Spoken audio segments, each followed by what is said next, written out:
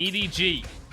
See them there on the stage up against BLG. EDG on our blue side.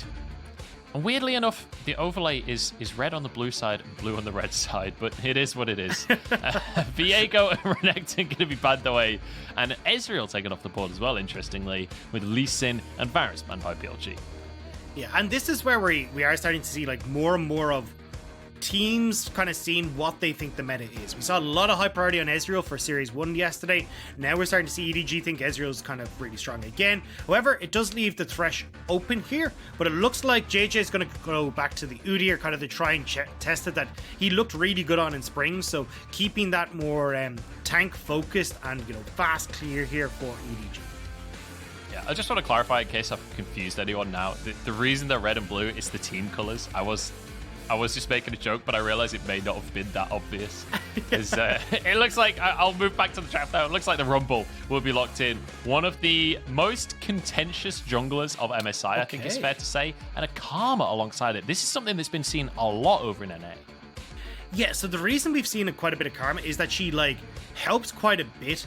Champions like Viego and these kind of things to get in towards these fights can work really well. She can be flexed through multiple different roles as well. So we'll have to see where this is going to go. PP God did have a pretty mean Karma though back in summer 2020, so could potentially be going down towards that bottom side of the map.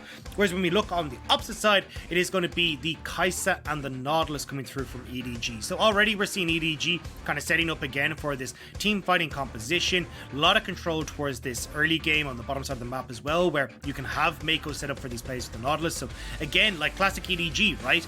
You got this Udyr providing strong mid jungle 2v2, and then on the bottom side of the map you have a lane that you can play around. Alright, well, Senna locked in as well, and we are rattling through this draft actor as we have our first 2 picks on either side, but now towards the bans, excuse me, as we'll see where BLG want to go with this one. Obviously with the jungle and the bot lane locked in for the side of EDG, the bans towards solo lane's fairly simple. It's going to be Wukong taken away from Flandre, but for EDG, with this Karma, you don't necessarily know where everything's going to go.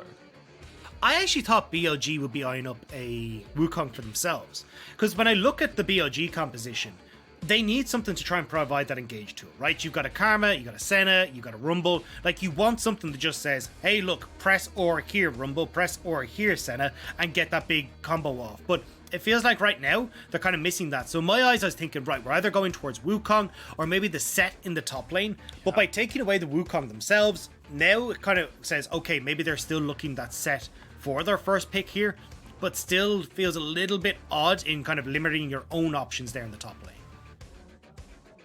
Yeah, a bit of an interesting one. Maybe wanting to go for the set themselves and not wanting to go into the Wukong matchup potentially, and just thinking, hey, we've got the Senna, you got to ban the Tom Kench, try and force another support ban out here. And then suddenly we'll see the Karma flex to the support just to throw everything off a different angle. But the LeBlanc that we've been talking about has been banned away as well, so Scout won't get that one. It's Rise taken away from Zika. Not a ban I was expecting. No, I mean, it's something that can do a lot of power, obviously, with like moving about the map and trying to get people into favorable positions. But I think as well with a composition where you're kind of going, hey, look, we're very much about mobility with this Karma and, sorry, trying to play around her speed ups. The Rise could do quite well in that situation.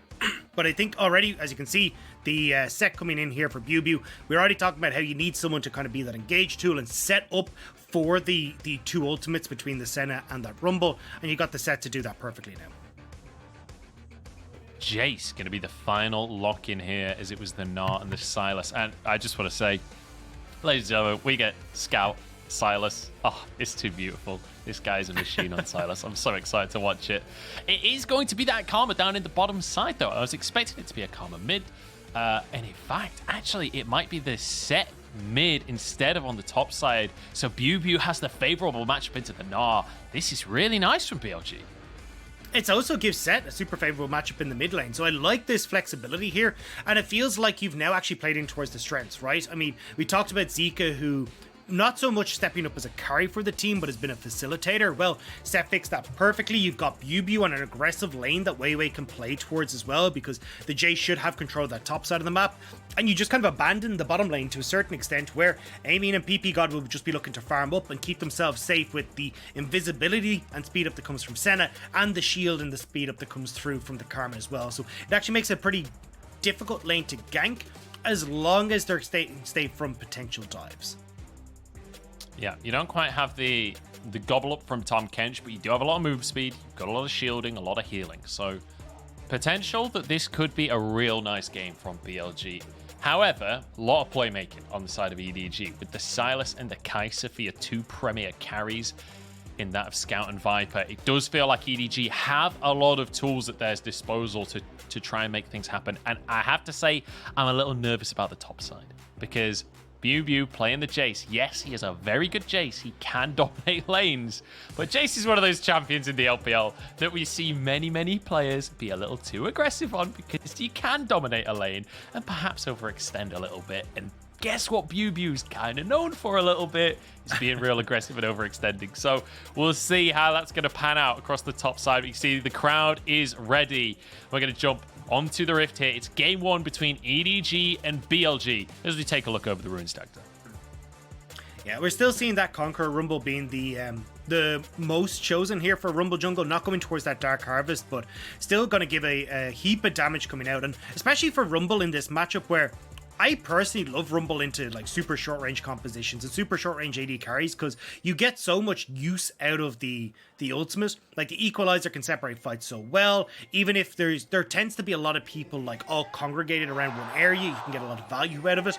But you do have to be very careful in this situation, because you have a Sylas on the other team, and Sylas can do a pretty good job with a Rumble ultimate as well, or even, you know, a Set ultimate, or something like a Senna ultimate as well. Like, there's a lot of tools here that Scout can use in these team fights as well. So I think there's going to be a heap of back and forth here when we get towards these later team fights, but it is going to be very much a case of, can EDG try and control this mid lane through Scout and try and keep Zeke in check? Otherwise, the top half of the map for BLG is very clearly where they're looking to try and play towards and can do a lot of work with. Yeah, we'll see if they're going to be able to control that mid lane, as you say. Flandre taking a heavy hit there from Bilibili. Good start to the lane from him. I have to say, I was looking at the fan signs in the camera in the bottom left there, and there was a happy cat sign that was real nice. So I like seeing what the fans bring to the stage, because often it's just the same old, but sometimes you see some really creative stuff there. But let's talk about the pacing here. Let's talk about the junglers, because you can see Weiwei starting on the bottom side, pathing up. The opposite can be said for JJ, and he's been spotted on a wall. So this is actually the really interesting thing for Weiwei. Weiwei did Raptors into blue into Gromp. So he's actually started off as Raptors to try and make sure that there was nothing that, like, JJ couldn't try and go for some sort of invade or try and split the map in any sort of way. And it means that now he's going to be pathing back towards this top side, so will be on a strong side of the map. So really creative pathing coming through from Weiwei, just to try and throw off JJ a bit, and in case any sort of shenanigans were happening. And importantly, one of the downsides of this kind of pathing is you can see he is one camp down currently, so he'll take a little bit longer to finish his first clear, but it can pay off in the long run if he's able to read JJ correctly, which he will, because he had a ward on the Raptors of JJ, so he knows exactly where that Udyr is. Yeah, and you can see here, like, Weiwei, he's going to be able to move across here. He'll pick up his own scuttle, and going to be totally fine here. So just going to get a quick ward down to see... Oh, actually, they might be looking for an early dive. JJ's read this so well, though. Yeah, forget the scuttle here, but as you say, JJ is here. Flandre about to turn Mega as well. This might be a bad opportunity after all. TP now coming through. EDG won't go down without a fight. Weiwei stunned under the tower. Everybody jumps in, and EDG, that was beautiful. That was so well played by EDG, and specifically JJ. Like, the amount of times this guy has just been able to outperform mentally his opponent is insane. So now JJ, having read that BLG wanted to go for some sort of crazy dive top lane, has managed to get the top lane scuttle. He's going to get Raptors off of respawn here and bot side as PP God. What happened? PP God died. I don't know what happened, but PP God, he must have just got hooked. And, well, the karma not working out, I guess. And the worst part about this, Aiming can't farm this wave. This wave is going to crash. No one is going to be able to farm it because Aiming's going fasting center. Yeah, I mean, this is a bit of a mess here. Like, you'll be able to pick up some of the CS, but as you said, like, with Fasting Senna, you don't want to be taking up a lot of this now. Karma, obviously, able to get back to lane fairly quickly because of the shielding, but yeah, I mean, we'll need to see a replay of what happened there on bot side, because I don't know what happened with PP God. We get it here, yeah, just hooked, and I mean, no reason to really be in that position there. You're trying to just shove in the lane, play it safe, and scale up. No need to try and put that much poke down and put yourself in a dangerous spot.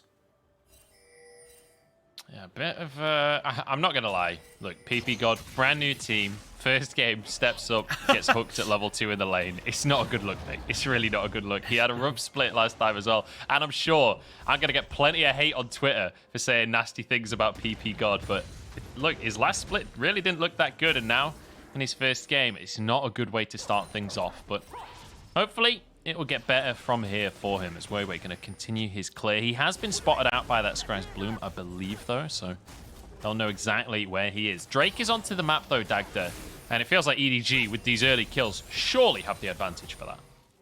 Well, it comes down to more so the push, right? And in mid lane, Zika 20 CS up. He's going to have full control of mid. PP God and aiming should be able to pretty handily crash this wave in and look for that dragon. You can see here Weiwei is even in a position to try and just support them here to make sure they can get the full push, but looks like they won't turn it in towards the dragon quite yet, although pings are going down. Yeah. Well, we'll have to see about the dragon. I just want to repeat something you said there. Zika, 20 CS up, almost 30. We're 6 minutes into the game, Dagda. And yeah, I know Scout went for a roam, but that's still an insane CS advantage. So anyone who plays mid lane knows Silas's like 1 to 4 sucks. Like, you just don't really do anything. And when you're playing against one of the most dominant melee champions that is just going to try and like face break you every single time, you're not going to have a good time. So as long as Scout is actually in an okay position to just try to farm up and keep the wave in a decent spot, that's a win in their books. But now you can see, not so much. Oh, Showstopper comes through. I nearly called it the Showmaker then. Zika backs away. Scout survives.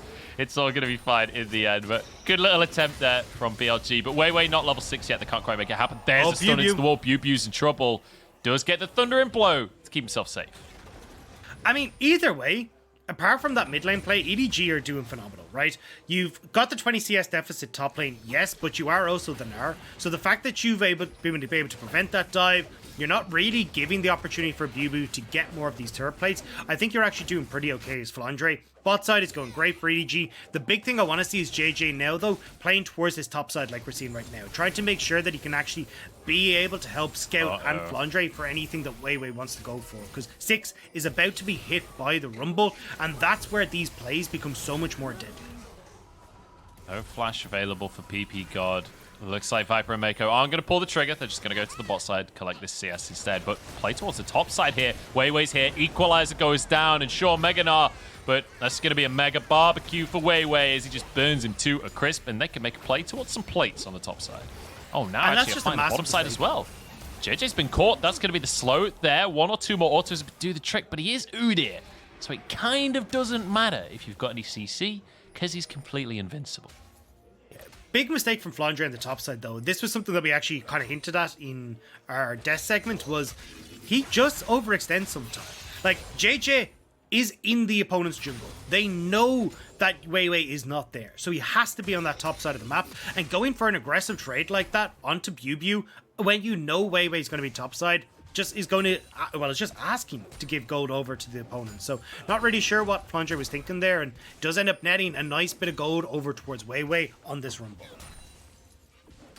Yeah, nicely done. And look, we've all seen what Rumble can do when he gets really ahead, especially if you do go for the Night Harvester. It does absolutely mental damage when the Equalizer hits onto a team. And with that set there to set him up, if you could get the root from Karma, or at very least the slows, there's a lot of really long-range damage here. Like, as you mentioned, the Dawning Shadow with the Equalizer, it's a lot of, like, on-target just blast someone. But on top of that, an accelerated shock blast from Bubu, like, somebody's going to get one shot. Yeah, and that's a major issue, and especially when EDG are playing such a short-range composition. They need to be the ones that are in control of these objectives, but when you've got a losing lane top, a losing lane mid, that becomes very difficult to have control of the game. And you can see BLG, right? They're already looking towards these Rift Heralds, and they could honestly have started these Dragons a little bit sooner to try and play into that a bit more, but it's still going to be very hard for EDG to play out the game in the way they want. The only solace for them right now is that Viper and Mako are just out duo laning, aiming in PP God, and they're giving EDG a bit of respite on the map. Yeah, and EDG, they'll get a couple of plates on that bottom side, but they'll also get themselves a Drake. So not a bad start for EDG either. And let's be honest, like with the outplay on the top side, I've certainly not lost any faith in EDG on how they're going to play this one out. The Sylas is going to look amazing in the mid game, so is the Kai'Sa, and we've all seen what Gnar can do over the course of MSI. Definitely a power pick for Flandre. So EDG, certainly not out of the running just yet, but I am liking what BLG are bringing to the table. And the reason we're celebrating BLG so much on this cast is that, like, look, last split, they really didn't have a good time. It feels like these roster moves maybe can answer a lot of their issues. And so far in their first game, against a big team as well, taking anything from EDG is kind of a feat. I'm impressed by what we're seeing so far. Yeah, well, EDG has traditionally been a slower-paced team anyway. Like, we have kind of waited for them to come online. Like, it has been about playing towards those early dragons, right? And trying to see if you can get Scout ahead into bot lane pressure. Now, this game hasn't been about Scout just because of the matchup that we have there, but still, JJ has been trying to have some sort of impact, has managed to get himself a little bit of a level lead, although we can't really see it right now, has the CS lead as well. So I think we're going to wait until we get to this mid-game point where Sylas can have these massive impacts with the ultimates. Viper has hit the Collector and also has most likely the Gale Force in this game. And Flandre is just in a better spot with the Stride Breaker. I think that's where we're going to see EDG try and look to actually fight this. Whereas for BLG, they're kind of in a similar boat, right? They can look to play really well around these mid-game fights with like Jace having the Eclipse completed, even Zika as well, just being an absolute monster with the Stride Breaker, and Wei on point with the Nightbringer too. So I think these mid-game fights are going to be crazy, but BLG should be able to come out on top as long as they're able to keep the distance and not let EDG close that gap.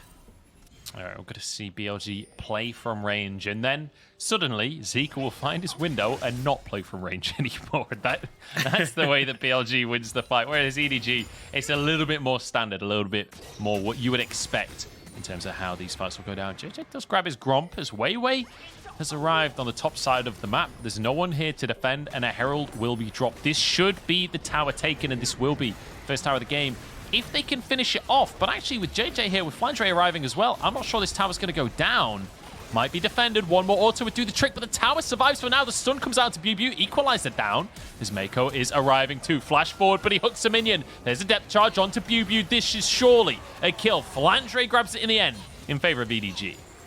And look at where BLG are positioned on the map, right? Aiming isn't even bot lane, he's wandering through mid. PP God is only now getting back down to the bottom side, so EDG, yes, they lose a lot of those turret plates, but they're going to be able to answer back with Flandre here, and with Wei on the side as well. Big win for EDG.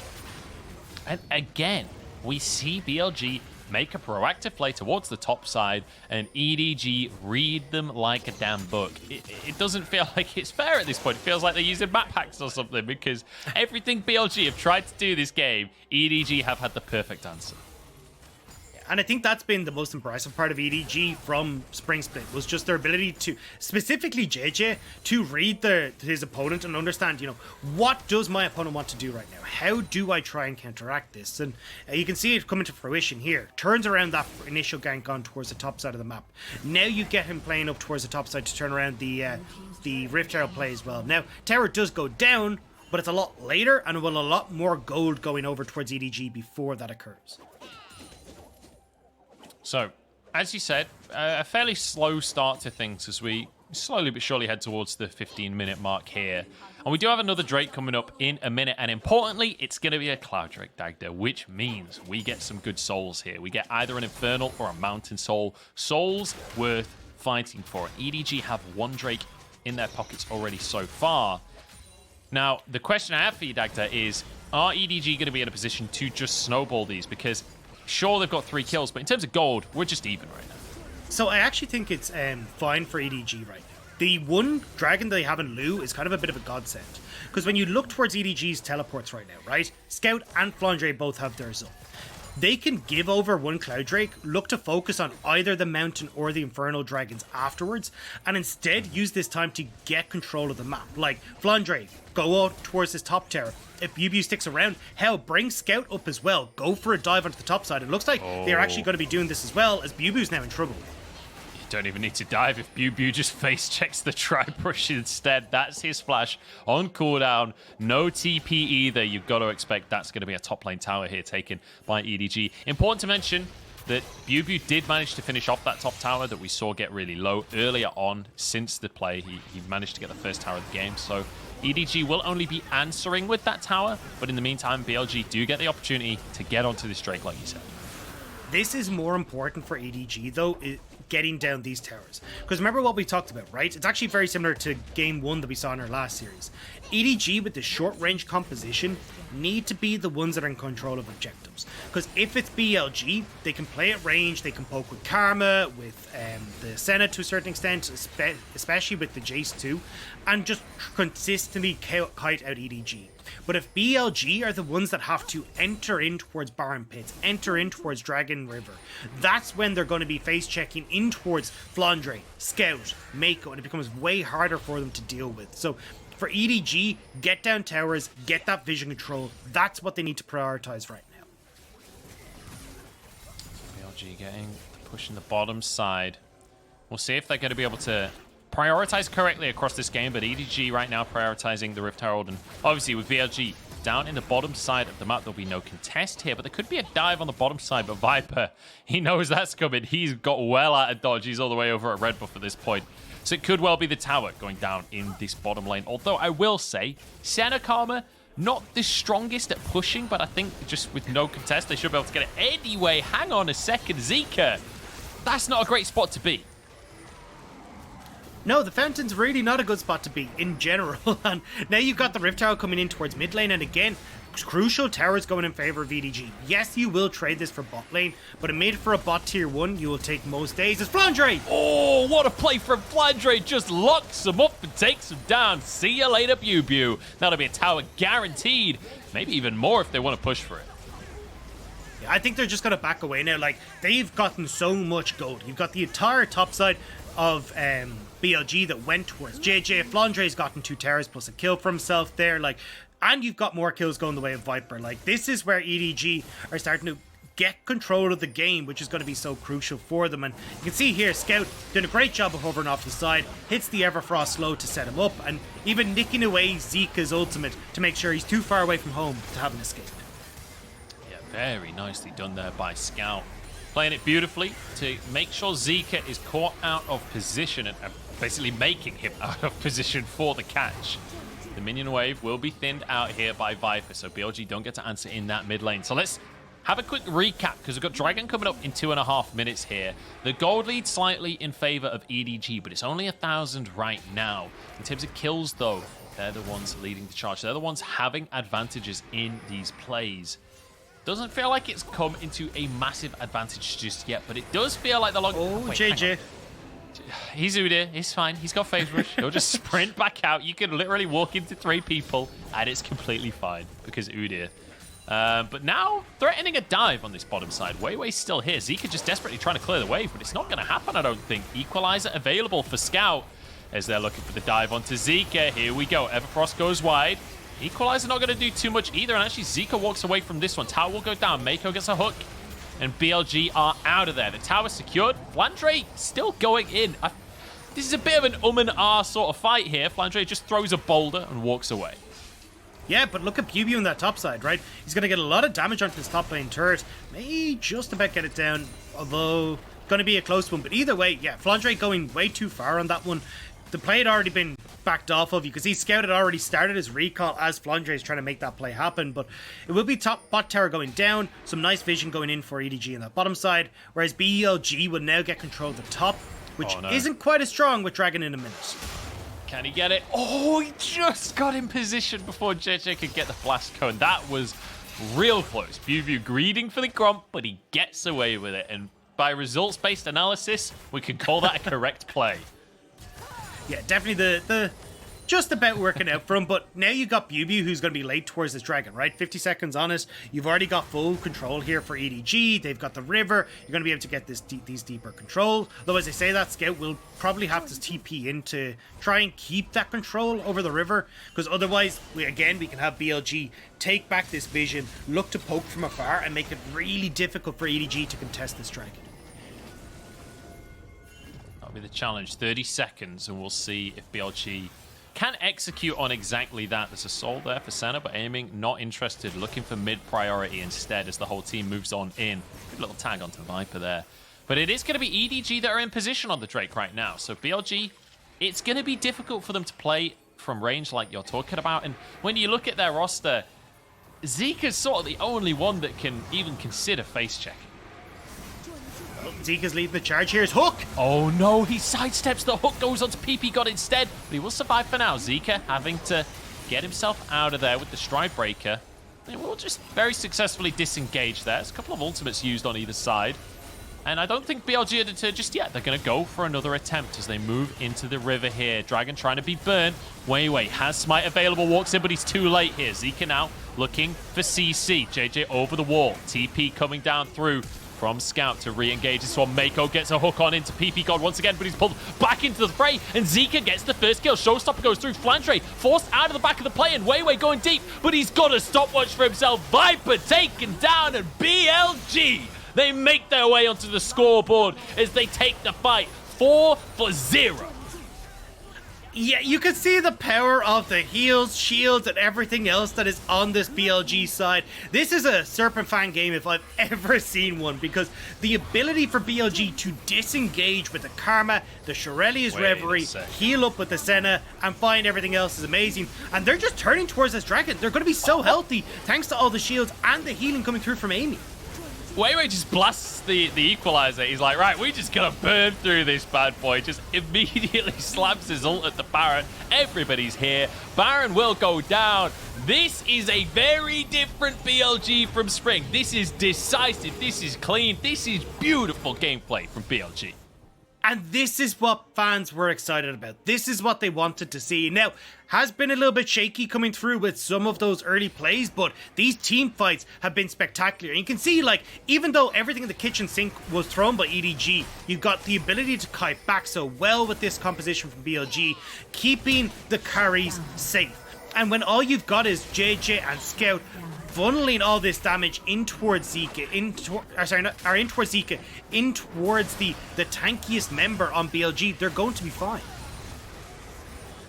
EDG, though, they may have lost the Baron, but they did get the red buff Dagda, so we call that a dub. Here we go, bit of a fight kicking off already. Two members of BLG caught out. It's going to be a good shield coming through. Bubu surviving a long time, and it means that actually BLG can capitalize beautifully. JJ's in trouble. That is a Silas equalizer there, but it's not enough damage anyway, so they'll get away with it. And the shields continue to come through. Like you said, the sustain on this team from BLG, there just isn't enough damage from EDG to finish these players off. Yeah, and it's even the fact that, like, Flandre got the pick, right? It looked like maybe you could try and burst them out, especially with the composition EDG has, but the shields, the heals, everything else that comes in makes it so damn hard to actually deal with it. And now we've got a base that could be cracked open by BLG. This is unbelievable, the decisive gameplay from BLG as well, because when you think to what they were doing in Spring, it was very kind of lackluster, right? Decision making was one of the biggest gripes we had with BLG. We're seeing the total opposite in their first game of Summer. It feels like Wei and PP God slotting into this roster beautifully, and we already know that these two players play together beautifully and control games well. That's what we saw back in 2020 from the squad in Summer, and it feels like now, Wei and PP God, they were what this squad needed to succeed. Well, I mean, it's kind of like the Drake meme, right? It's also because you got these V5 players. V5 went behind, not so good. V5 went ahead, real damn good. And this is a BLG with the shot callers from V5 ahead. This is why we're seeing this decisiveness. This is why we're seeing them look so damn clean right now. And honestly, with a composition that looks damn near impenetrable for this EDG side, BLG have kind of just outdrafted their opponents and are punishing them for these early mistakes. beautiful to see. BBU now moving towards the bottom side. They do still have... Oh, they've got 20 seconds on the Baron, so they're not going to be able to get too much more with that one. Zika hovering for BBU because he knows that EDG could think about a play, but with Scout and JJ up in the top side, I don't think much is going to come from this one as Zika using the last 9 seconds of the Baron buff to try and burst the tower down. The rest of the squad arrives, and Baron be damned, they're going to be able to get this one for themselves. They decided to just race with Scout and JJ stuck on the top side. There's no answer available for EDG. Yeah, I think there? EDG were... Yes? Hang on, we've got a dive on our hands. BBU gets a shield though from the Dawning Shadow. JJ low on HP, so is Scout. Oh my god, BBU trying to turn it around. 2v1 here. One more tower shot, do the trick. An accelerated shock blast and finish a kill. They both walk away with their lives, but BBU just broke their ankles. And guess where the rest of BLG are right now.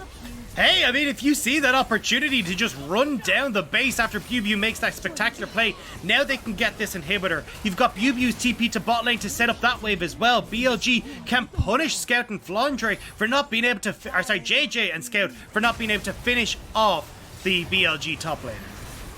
And this is just beautiful. We said BBU, one of these players that when he's playing well, he's playing beautifully. And that was exceptional, both mechanically and in terms of what he did for his team on the map there as well. Dragon is going to go down. BLG are completely in control, and the gold lead is only 4,000. But when it comes to control of the map, when it comes to who's where, it feels like it's all BLG. Yeah, but when you can put a shield on that has about 10,000 gold worth of value, I mean, does the gold lead really matter? Because right now, I ain't getting through any of the shields that BLG have. And look, we talked about Serpent Fang having like a huge amount of value in this game. It's not being picked up by anyone right now. So these shields are going to be paying dividends over and over again. And there's just no way you're ever going to get through them without it. I would have loved to see Viper pick up the Serpent's Fang instead of the Collector this game, because they're comparable value. In fact, if there's enough shielding, I'm pretty sure Serpent's Fang outvalues Collector pretty quickly. But the downside is you don't get crit, right? And he wants the crit to play the Kai'Sa so you can get IE. But he has gone for a third item before IE, so you still could have gone the Serpent's Fang. It still would have been fine. You could still go for the IE. So I think maybe just Serpent's Fang would have been the better choice here. Baron going to be coming up in a bit, though, Dagda, and BLG want to control this top side. Yeah, I mean, they can push this in, fall back over towards Baron, which is just up. They just want to get this last remaining outer turret down, and then they can pretty handily fall back. And again, BLG can start up this Baron without much hindrance because they have so much shields and heals to tank the damage. It's basically next to nothing if they actually start it up. Very easy for them to just tank that one indefinitely. And I mean, honestly, it'd be easy for Zika to just tank this tower. Aiming walks up. Zika's happy to take a couple of shots here. They could just take it in turns, get the sustain on out. Who needs minions? Minions are for chumps, you know? Now over to the Baron they can go. Like, what do you do? They just deadfall for the rest of the game. That just upsets me. It's like, we don't need waves. We've just got infinite shields and heals. That's just sad. Oh, hang on. Equalizer goes through. Mako is stuck. Oh, that dredge line was beautiful. Somehow Mako gets out with basically a full health bar. That was impressive, honestly. And that was a fairly large amount used. The Equalizer is a big cooldown. BLG. Time for a cheeky little death brush. And they charge straight back out onto Mako once again. Zika onto the backline, pulling everybody in as the rest of the team goes on to JJ. Mako forced away. The jungle and support out of the fight. And now Scout and Flandre desperately trying to flee. Their health bars are still full for BLG. This is insane. And Scout even had to steal away the Karma ult to just get his team out of there. Like, EDG don't have a hope in hell. And honestly, it's kind of ironic that the only Serpent Fang that we're seeing this game is out of BBU, but BLG are winning these fights handily. Now they're turning towards the Baron. Now they're the ones that are fully in control. And what do you do as EDG? You can't even contest them right now. I mean, Dagda, you're the color caster. I'm meant to be asking you that because I sure as heck don't have an answer for you because I have no idea how you come back from this one. This feels like BLG. And again, I want to reiterate, the gold lead isn't that dramatic, but in the fights, it feels this feels like a 15k gold league with how one-sided the fights are. But again, also, Flandre wasn't in Mega Gnar, right? It was a perfect opportunity for BLG to find themselves that fight as well. So very, very nicely done by BLG and just really cognizant of what they can do on the map when. It's just the amount of value that they're getting out of this composition as a whole, right? And it's kind of why we've seen Karma banned quite a bit. Is if you've got a composition like this, right? Zika has a shield, Karma's going to give shields. Well, then you get the general healing that's going to come through from Aiming just existing as a person. Bubu having the Eclipse as well. Like, there's just so much value that you can get from the general healing on this squad. And then you're only looking at, like, even further shields coming through from, like, Weiwei having one in his kit. PP got being able to blast out several over a long period of time. He's also got the Serpent Fang there as well, so being able to power up a lot of the AP capabilities of Weiwei and that, like, this is just such a strong composition to go against and nigh on impossible to deal with for EDG, who are much more burst orientated in their composition. They don't really have the sustained damage to get through everything. This feels so tough for EDG. Their mid lane inhib is going to respawn very shortly, so there are no super minions mid right now, but it doesn't matter too much because Bubu can just go over there and push it himself. They still have a minute 30 on this Baron, so the last couple of minutes was just set up. Now it's time to begin the siege. They can all just sit bot lane while Bubu pushes waves in the mid lane. As soon as you answer mid, the bot lane gets punished and vice versa, but the waves aren't synced up right now, Dave. Yeah, they still should be able to get it off this push. Cannon there. They actually just speed up to go in. They're just going to brute force it. Oh, here we go. They want to fight for themselves. The inhib is like the minimum reward that they want from this Baron. The Scout has got the equalizer, so BLG decide not for now. They're going to back away and move towards the mid lane instead. Remember, no tower available to defend that mid lane, but Flandre in Mega Gnar. You know, Silas stealing away the equalizer as well. Feels like maybe don't push it too hard. And BLG playing this one very, very safe. Yeah, I mean, I think at this stage, EDG are worried that they might go towards Mountain Dragon, but here we go. Zika just has a shield more than his entire health bar. What is that? He's still full HP. Equalizer comes down, does absolutely nothing. BLG just waltz in, take the inhib, waltz out. Everyone's still full HP. It's like EDG didn't even do anything. It's BLG, I'm not even sure they noticed that EDG were in the base. Yeah, it kind of feels like that at this stage. And now you're kind of saying, hey, look, there's a dragon here. We got 2 inhibs. Now we can just rotate towards top and close out this game. And when you're just able to brute force your way onto these towers because you've got so many heals, shields, and everything else, like, trying to defend this is nigh on impossible. You don't control side lanes. You don't control anything for EDG. And this is just wait and close out this game for BLG. It's feeling that way. And remember that coming into this one, EDG were, like, based on previous results, a clear favorite. And we were saying, hey, what can PP God and Weiwei do? Like, what will they look like on this roster? Is it going to be enough to clear things up? Because BLG in spring, they finished 11th place. That's not a good place. Not even top. Like, when there are 10 teams that make it to playoffs, if you're not making it to playoffs, you're not in good shape as a team. That's the way I look at it. So feels like there was a lot of work to be done for BLG, and clearly these roster changes have ticked a lot of those boxes. But it's not over yet, Doctor. They're not over the finish line just yet, and I've seen many a team stumble at the final hurdle in the LPL. Yeah, I think as well, kind of like looking at this, BLG just outdrafted EDG in a lot of respects. Like, the Blind Silas coming in from Scout, I'm never a big fan of Blind Silas. When you look towards, like, the last minute swap we had through with the set actually going to mid, Bubu taking the Jace up top side, like, it gave so much favorable control over to the solo lanes of BLG, and now you get to see the rewards, right, where this Aiming and PP God combo are just able to keep this entire squad alive with the range, with the damage, with everything, and EDG is struggling. Yeah, flash backwards from Bubu there, nearly got caught himself. As I mean, Aiming has 135 souls at this point. He has basically infinite range. The supers are going to push in mid, and they're just going to walk at the tower. We saw this earlier on in the game. They have so much shielding and healing. shielding and healing, that they're able to just walk up, take shielding, half. of course. Yeah, shielding. We'll just refer to it as shielding for the rest of the game. Here we go. Hook comes in. Scout up on the flank as well. There's an Everfrost across the team. Shields come across with the Dawning Shadow. Viper going golden. EDG trying to find the fight. PP God flashes away. Can they do it? Health bars are low, but EDG are slowly but surely burning out. Wei drops his ultimate, finishes off Scout. JJ goes down. It looked so good, but it wasn't good enough. Flandre, the last man standing as BLG. They're gonna take game 1 of the series against all odds.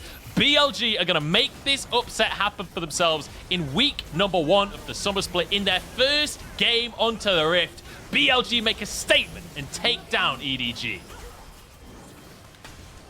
A phenomenal game from BLG. The draft was wonderful. The execution on the top side of the map worked out so well for them as well, getting BLG ahead.